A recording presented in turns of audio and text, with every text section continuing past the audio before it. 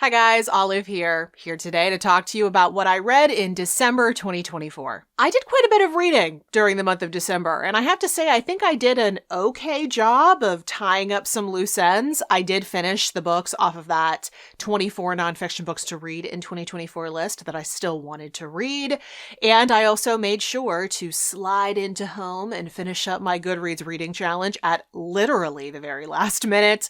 And overall, I would call it a decent reading month. I did succeed in finding a few favorite fiction books of the year. There were two that made it onto my favorite fiction books of the year list, and I actually read my number one favorite novel of the entire year in December. So that was very successful. But then there were also the disappointments, and there was a tiny bit of rage thrown in there as well. But I'll explain what I mean by that when we get to that book. Let's dive right in. Kind of spur of the moment, I picked up two different romance books, and one of them was a brand new release called Pickup by Nora Dalia. And this one stars a single mom trying her best to raise her two kids on her own in New York City. And things, especially with her kids' school, seem to just keep slipping through her fingers. And a lot of that can be traced back to this one other dad at the school, Demon Dad, our main character calls him. He keeps butting in and messing up things for our main character or things she's trying to do for her kids.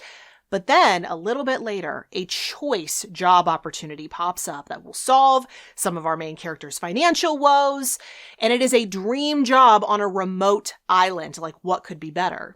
Except, it means she's going to be working with the Demon Dad. And, they get to know each other while they're there. So obviously we've got the whole enemies to lovers thing going on here. That's actually my favorite type of romance plot, so I really enjoyed that. And I also really enjoyed the chemistry between the two main characters. But I had some hangups with this book. First of all, there were not one, but two different plot lines that were so predictable you could see what was coming a mile away. But the author took forever to resolve those, to settle up on those conflicts. And so we just see them dragged out when you know what's coming. I would much rather that happen earlier on in the book so we can see the main characters deal with those revelations. But we just waited and waited and waited. I was getting very annoyed. And I also really did not enjoy the fact that there is a whole character perspective, a whole POV of a character in this book who is essentially our female lead's stalker. Yes, you heard me right. We essentially get the perspective of a stalker in this book, and every time I would enter one of her sections within the book, I would forget that I was reading a romance book because it felt like a thriller. I spoke more about this one in a Goodreads review that I started writing almost the moment I finished this one because I was dealing with so much confusion, so many mixed emotions, I had to put it somewhere.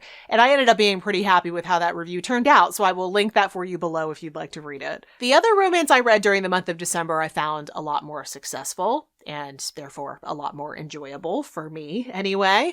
It's called Pride and Prejudice and Pittsburgh by Rachel Lippincott. This is a time travel romance that stars an 18-year-old named Audrey. She lives in the Lawrenceville section of the city of Pittsburgh with her family. And at the time we meet her, she's a little bit confused.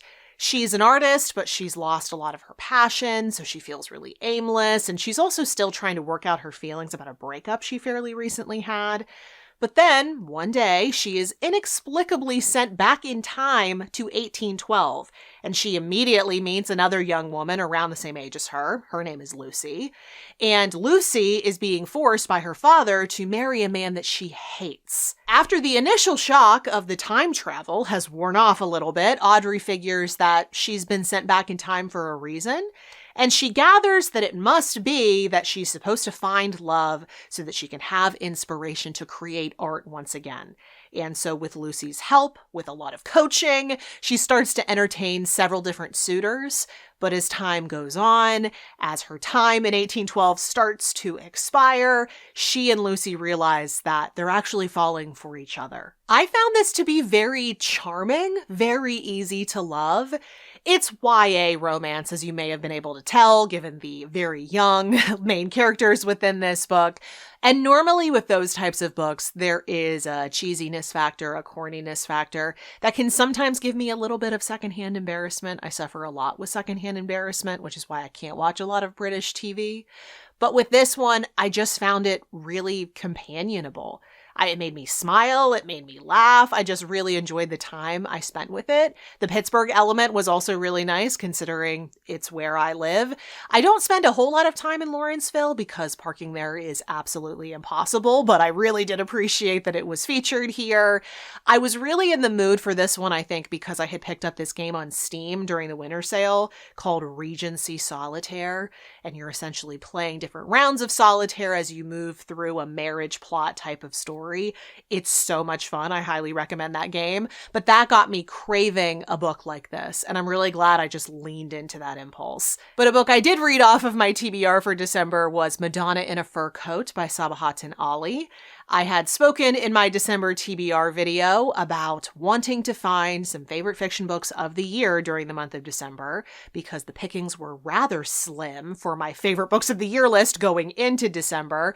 So I found this one and I chose it because it was very highly rated on Goodreads. Like the average rating was pretty impressive, which is not a guarantee that I'm going to like a book, but I felt like because this is so short, it was a low risk, high reward kind of scenario. I thought my odds were pretty good that I could enjoy this, and I did. I actually really liked this. It is a very quick read, and honestly, it could have been even quicker, in my opinion. I don't think we really needed that introductory section. I found it largely superfluous. The author could have at the very least cut down on it. Suffice it to say that we are introduced to a man who is having a decline in health. And as he's dying, a friend of his first discovers and then starts reading this story that the dying man had written down previously about this brief but very intense love affair that he had in 1920s Berlin. We learn that he, as a young man, was sent by his family to Berlin to learn a trade and hopefully bring some of that knowledge back home eventually. But while he's living there, he stumbles across this gallery and he sees a painting that absolutely transfixes him. It is of a woman wearing a fur coat, and he can't take his eyes off her. There's just something about her. So he visits this gallery over and over again until eventually he meets the subject of that painting, who is also the artist of that painting.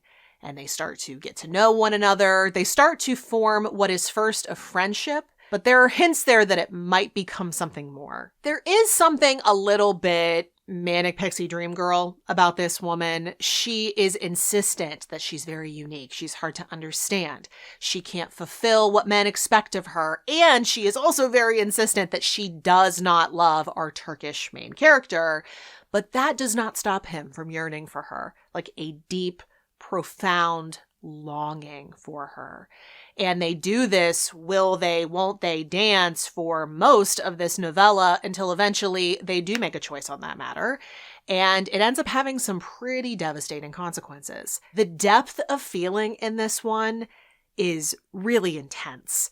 Even as some of that female main character's absurdities, her self-imposed tortured nature did make me roll my eyes a little bit, his love for her made me forget about that. It transcended everything. It absolutely pulses in this novel. And then the sorrow surrounding the conclusion, you can feel his pain.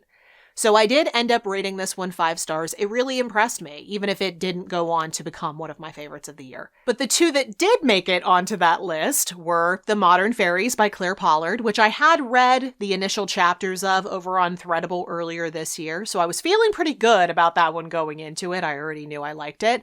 But as much as I hoped that I would at least like Eleanor of Avignon by Elizabeth de Lazier, I had no idea it was going to go on to become my favorite novel of 2024. I want to spend most of my time in this video discussing books I haven't previously talked about on this channel. So instead of discussing these now, I will instead direct you to my top 5 fiction books of 2024 list. I will link that for you below and up in the cards if you want to hear more about why I loved these 2. And then sadly, there was one book that I DNF'd during the month of December because I just wasn't meshing with Flight by Lynn Steger Strong.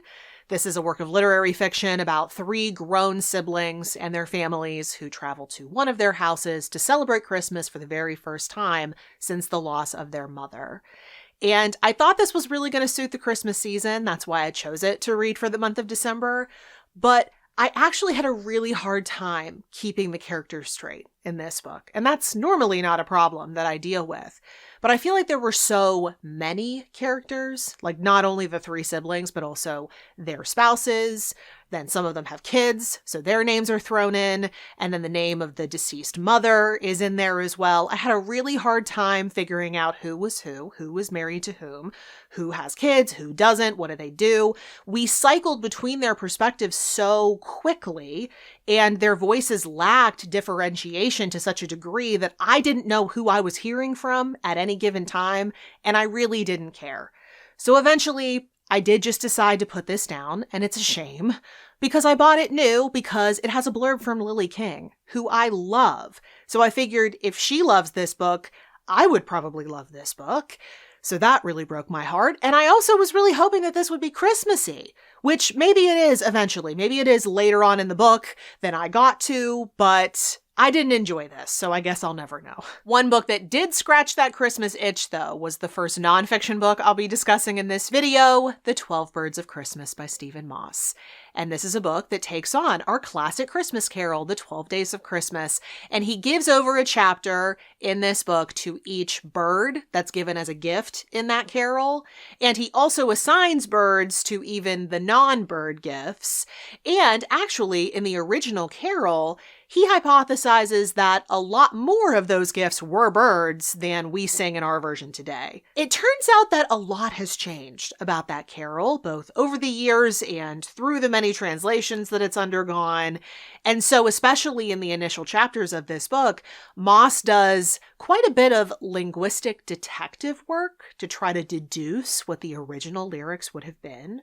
And I'm a major word nerd, so of course that fascinated me. But then he does go on to discuss the birds that he chose for each of those gifts. They're all British birds, and he spends time discussing their behaviors, their appearance, their histories in Britain, and also their current conservation status. This was just really nice. It was my nightstand book during the 12 days leading up to Christmas. I timed it perfectly so that I could finish this on Christmas Eve, and I found that I really looked forward to reading every night's chapter. I just found it a really nice experience. I do think my favorite chapters in here were those early ones that had the language elements because I found that so fascinating. But I also have to say, I think the chapter on geese later on in the book was particularly nice. I do think he phoned it in just a little bit on the final two chapters. I didn't find them as engaging. Maybe he was just tired of writing this book by that point. Or maybe it was just my perception because I admittedly was getting very impatient for Christmas to come along this year. I got my husband a turntable for Christmas like months ago, and I have been waiting to give it to him, just itching to give it to him ever since. So I was ready for him to just open it. He did not want to open it up early, so maybe that played in to my feelings on this book. Another great wintry nonfiction read that I finished during the month of December was The Age of Deer by Erica Hauser, which is a really elegant book about the history of deer in North America and their ever-evolving relationship with humans, how they've been understood, appreciated, hunted, decimated, and then reintroduced, and now can alternatively be seen as pests or trophies. It is a complex history that she covers within this book, but she does so very respectfully and with language that I swear almost cradles you as you read it. Like, I felt so much peace when I was reading this book, and it definitely made me see the deer that are always hanging around our house. Even when I don't see them, I know they're around because I see their little tracks in the snow. It made me see them with all new eyes. Admittedly, even though it is nice to see them hanging around from time to time, I haven't always appreciated their presence. Because first and foremost, they like to go after my garden in the summer. I swear they're in cahoots with the groundhogs, and they always manage to do some kind of damage that I have to fix up. But then also this summer, for the very first time, I came very, very close to hitting a deer with my car. It was very early in the morning. I'm a longtime resident of Pennsylvania, so I'm actually kind of astonished that I've never had this close of a call before because there are a ton of deer around here. But because there are, I'm constantly keeping an eye out for them. I know that there's a chance I could see one, so I'm normally prepared. But this one jumped from a spot that was completely out of sight. It came from out of nowhere. There was no way for me to prepare for it, and I do not know how I didn't hit it. It shook me up quite a bit. It was a very scary experience, but I feel like through reading this, honestly, it's helped me move past that a little bit. And I'm hoping with all this information in my brain now, I can start to forge a new relationship with my wild neighbors. I have saved my nonfiction picks from that 24 priority nonfiction books list for last in this video. I was working very hard at the end of the year to try to get that list as complete as possible, or as complete as I wanted it to be at the end of the year. And the first one that I will discuss is another more wintry read called Dressed for a Dance in the Snow by Monika Zugstova. And this is a book that tells the stories of women who were sent to forced labor camps, also known as gulags, during the Soviet era. It's a heartbreaking book. As you can imagine, I mean, what these women went through is unfathomable. And the nonsensical nature of the Soviet system is definitely on display here, because what some of these women were guilty of was simply being related to someone else who had also been wrongfully accused of a crime. But, as I said on Goodreads when I first finished this one, I think had I not already started to go through the works of Svetlana Alexievich, I probably would have been more impressed by this book. I found the organization of it a little bit wanting, and I didn't like how much the author inserted herself into the stories. I don't think she was trying to make these stories about herself, far from that. I just felt her presence a little more than I wanted to. Like when you're watching a documentary, you don't want to hear the producer asking the questions, right? You kind of want them to fade into the background. Svetlana Alexievich does that really, really well. Flawlessly, I would say. So this wasn't as successful as I wanted it to be, and I definitely didn't want to have the thought constantly lingering in my mind that Svetlana Alexievich could have done this better. Nor did I think that Stray by Stephanie Danler was particularly good. I was very, very disappointed by this one, and it hit particularly hard because this is the author of the novel Sweet Bitter, which I absolutely love. And this memoir is about the time in her life around when she sold Sweet Bitter. So I thought that would be really interesting. But this book is kind of a hodgepodge. We learn about her complicated relationship with her parents, which is complicated because they both struggle with different addiction issues. We see her move back to California. We hear her feelings about that. And when she gets there, she starts seeing a new man, while still actively participating in a relationship with a married man that she refuses to let go of. It's all just so messy, which life is, I will grant you that, but there's also little to no perspective provided by this memoir. It was all just like this giant trauma dump placed in a reader's lap, and it's written in such a clinical, emotionally detached way that I really had a hard time getting invested in this. It felt just kind of like a list of bad things that happened to her around that time, and I wasn't really sure why I should care. I've said this a few times in the past on this channel, but I think there is a sweet spot when it comes to the timing of writing a memoir. I think you want to be close enough in time to those events where you can still feel those emotions, but then you also want some distance. You want to have some perspective over everything that happened. You want to have gained some wisdom in the intervening years, months, however long it takes.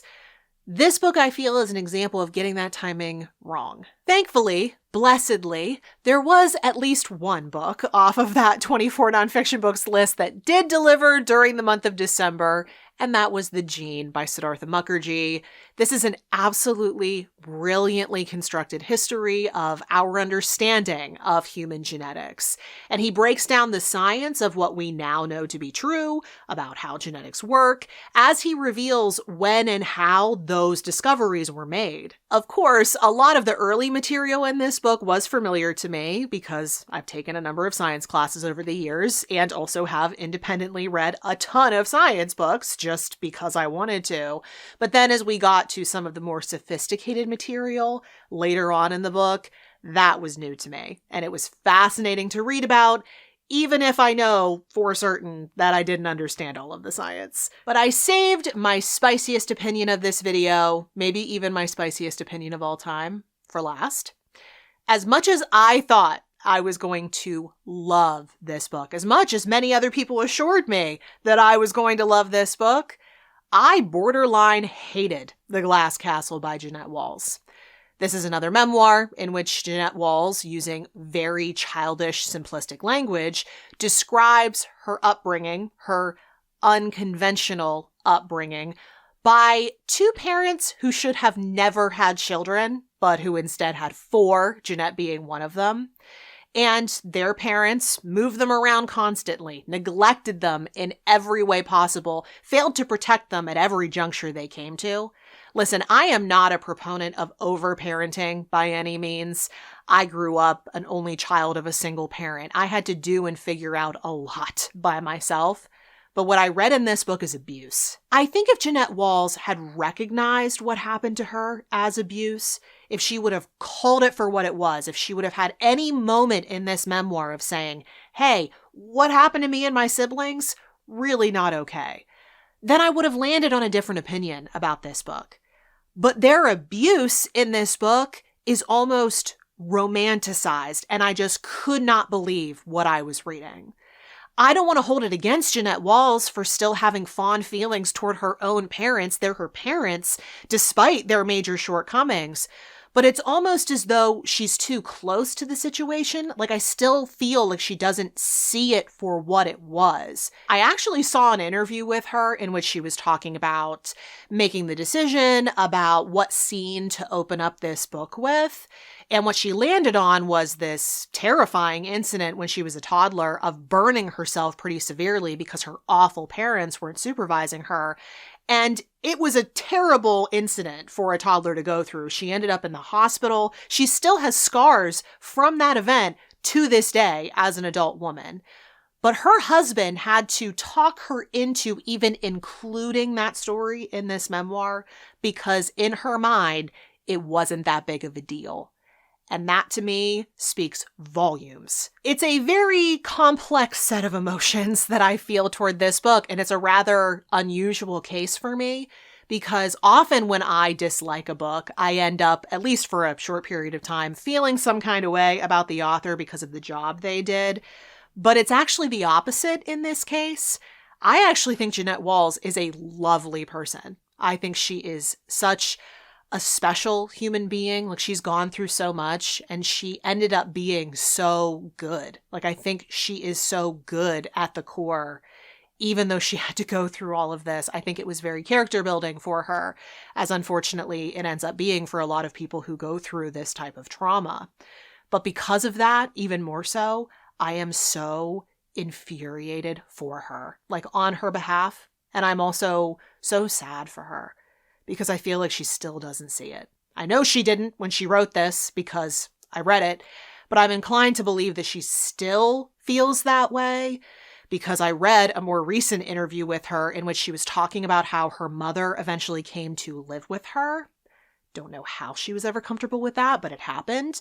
And the way that she talks about her mother is like none of this ever happened. She talks about her so fondly, and she's like, oh, my mom's so funny. She's so quirky. If by quirky you mean belongs behind bars, then sure. It's not enough for me, nor do I think it should be enough for anyone for a book to just tell a wild story. It shouldn't be enough that we feel for the author or the main character, depending on whether we're reading nonfiction or fiction. A book that someone is putting out there for sale needs to have perspective. The author needs to have a command over the story, whether it's made up, whether it's their own story. They are the ones telling the story. They need to have authority over it, and that requires perspective. And if Jeanette Walls couldn't call out this disgusting abuse for what it was, while still recognizing the humanity in her parents, she could have done both, then I think it was tremendously irresponsible to put on the market as is.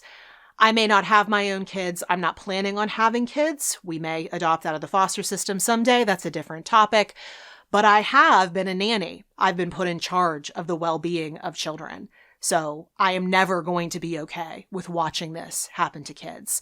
I know they deserve a lot better than this. I really hate ending the video on this kind of a note, but I guess it's a fitting way to end the 24 nonfiction books to read in 2024 list, because that was a doozy. I mean, it did introduce me to a couple of nonfiction favorites of the year, so I'm very grateful for that. But there were far too many on that list that disappointed me. Some of them even infuriated me, like in the case of The Glass Castle and Maid. Still very angry at that book. And I think the problem with compiling that list was I picked a lot of the more popular books that I wasn't necessarily super excited about reading. I wanted to have had read them. And then that put me in the uncomfortable position when I read one of those and didn't like them, but a lot of other people do. I want to come on my channel and be honest about my feelings, but I also don't want to tear into a book that everyone else loves. Like, that's not fun for me. I would much rather love the book. I would much rather join in the choir of praise. It's not necessarily fun for me, although I do know that some of you like when I tear into books. But I definitely learned a lot of lessons from that list for 2024. I am moving on from the desire to read the more popular nonfiction books. If there are nonfiction books out there that everyone but me has read, then I am okay with that. I'm okay to just let those books stay unread. I would much rather my yearly list be filled with books that feel more like me, that are discussing topics that I want to learn about, and I think I've done that for 2025. So I have more confidence going forward. But that was my wrap up for the month of December, the close of what ended up being a very challenging reading year for me. Let me know in the comments below how your reading year went in 2024, because I've heard a number of reports now from people on BookTube and off that 2024 was a really hard reading year for them as well. I certainly hope it wasn't for you, but I would love to hear how it went for you. Let me know if you have thoughts on any of the books I spoke about today. All of them will be listed and linked for you in the description box below for your clicking convenience. And at the very bottom of the exact same description box, you'll also see links to everywhere you can find me around the internet, like Goodreads, Instagram, the Story Graph, all the places I'm the most active, in case you want to keep up with what I'm reading and doing right now. Thanks so much for watching. I hope you're having a wonderful day, and I will see you in the next video. Bye.